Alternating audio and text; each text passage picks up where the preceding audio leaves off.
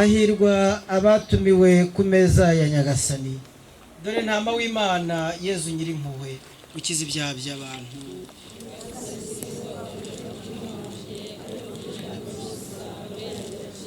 Yezu Kristo tugiye guhabwa atume twumva ijwi rya Yezu, adukomeze, atume tuba abashumba beza, aturengera azatugeze mu bugingo bw'iteka.